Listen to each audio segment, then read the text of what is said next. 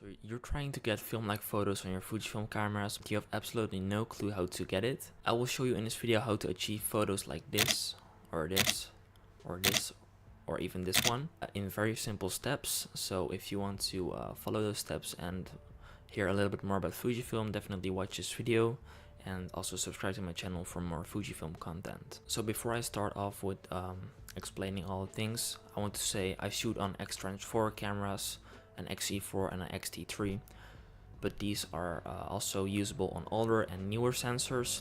It all depends on the sensor, and I found all these recipes on Fuji X Weekly, which is a website on internet where like random people create all these beautiful recipes. So if you're interested in that, go to the website. It will be linked in the description as well. And I use this website a lot for like different kind of recipes, so it's very handy for that.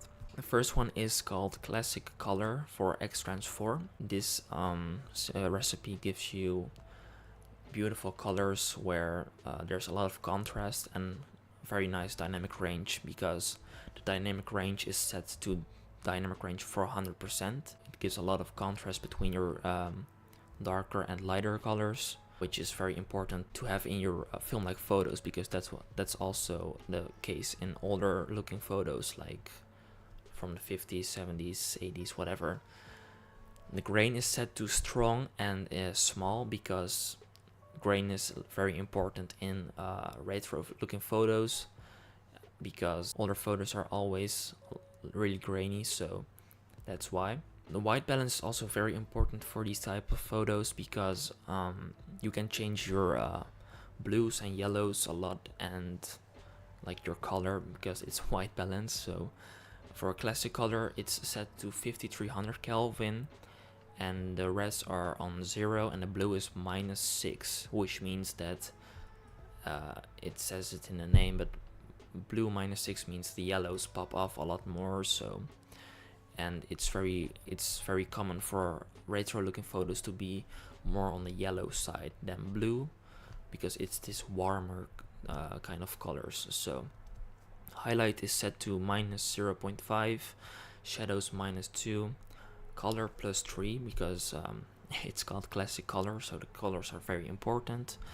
Sharpness -2, and the dynamic or the high ISO noise reduction is set to -4, because you really want to show your grain in the image, because that's very important for these types of photos. So the grain is very important. And also, whenever you shoot at dynamic range 400%, you have to set your ISO to 640 or 800, so that's also adding a little bit of grain. And that's basically it for classic color. I will show you some image examples real quick right now, and yeah, let's go to the next one. So the next one is called Pacific Blues. This one is very focused on the blues, as this name says, and I think this recipe is like the best whenever you're shooting out on a sunny day, or whenever you're at the beach or near the sea, because yeah, the blues really pop off, and that's very that's like the biggest upside to this film recipe. And your dynamic range is also set to 400. That's with most of these film recipes, so you have a lot of contrast between your darks and lights. Highlight is set to -2, shadows +3, color +4, noise reduction -4, grain effect strong and large. So you have a lot of grain in this in these types of images, because the grain is set to strong, and noise reduction is set to -4. So the white balance on this one is 5800 Kelvin. The red is set to +1, and the blue is set to -3. So it is focused on the blues, but you have the blues set to -3, because you don't want to have cold looking blues. Whenever you lower the blues in the white balance, it will shift more to yellow, as I said. But whenever you set it to like something like -3, it's not too bad. So it will still look really blue, but with a little bit more yellow tint. And that's like one of the most known things about film photography, is this yellow look. So yeah, I will show you some image examples right now of this film recipe. and I hope you like it, and let's go to the next one. So the next and last one is called Vibrant Arizona. This is probably my favorite one because this is really focused on every color, not like only blue or yellow or red, but every color, and it's really vibrant as the name says. I forgot to mention the film recipes used in the previous ones. These are all used with classic chrome, so, and this one is also used with classic chrome. The grain is on strong and small, and the noise reduction is set to -4, so you have a lot of grain again. The white balance is set to 4350 Kelvin, +6 red, and -8 blue.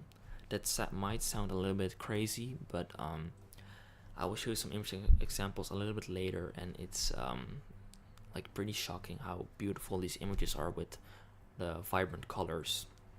And the colors also set to +4, highlight -2, shadows -2, and the sharpness is also -2. So I'll show you some image examples right now of this film recipe. This is really my favorite with the beautiful colors, and this is also made for sunny days at the beach or whatever, but also indoors. I mean, this is usable for every type of scenario. So those were my favorite film recipes from Fuji X Weekly. I hope you guys liked these film recipes.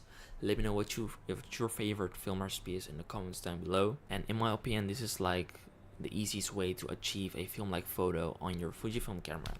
So I'm really happy that Fuji X Weekly makes these types of recipes, and I'm glad to use them. So thanks Fuji X Weekly. Make sure to like the video, comment down below whatever you think of these recipes, and yeah, also subscribe to my channel for more Fujifilm content, and I'll see you guys in the next video.